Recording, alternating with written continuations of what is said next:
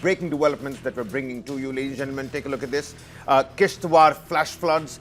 42 bodies have been recovered so far. 42 people that have been declared dead as part of this flash flood, and 120 have been rescued by the SDRF and the NDRF. As per reports, over 100 people are still feared missing or swept away. This is the Kishtwar Cloudburst. We've been tracking developments right from the get-go when we got information early in the afternoon of a flash flood due to a cloudburst that happened in Kishtwar. This is the Chashoti area, to be precise, and the Himachal Mata Yatra.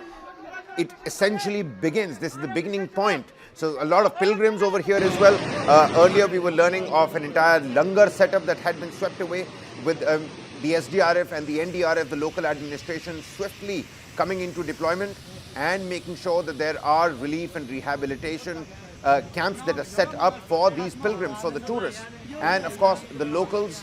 What we're also picking up is that after the cloudburst that were reported from Shimla yesterday, this is a third cloudburst that has happened up in the northern half of the country, up in the mountains. What message is our lower Himalayan belt trying to tell us? The climate catastrophe and what it actually entails for all of us. Time for us to pull up our socks and really go back to the drawing board, talk about what needs to happen in terms of policy reforms, in terms of encroachment, not just by the government officials, not just by the local authorities, but by outsiders as well, entrepreneurs, businessmen alike.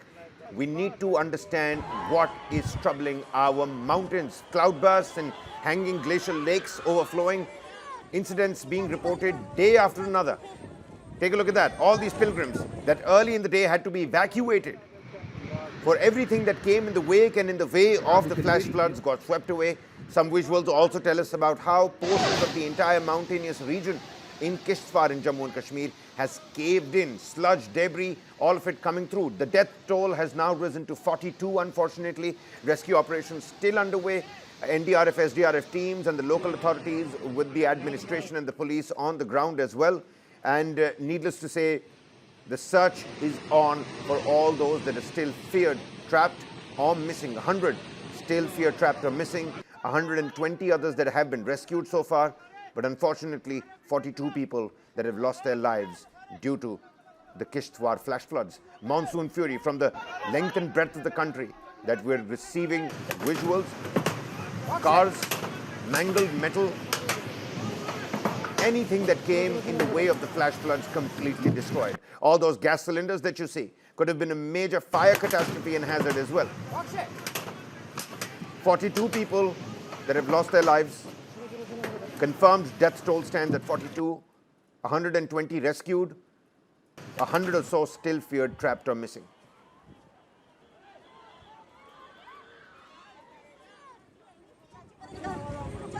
My colleague Aditya Rajkol joins us on the phone line here. Aditya, what are the latest developments that we're getting right now? Any update on that death toll or the figures that we're tracking? Gruesome scenes being reported from Kishtwar. 42 people that have lost their lives.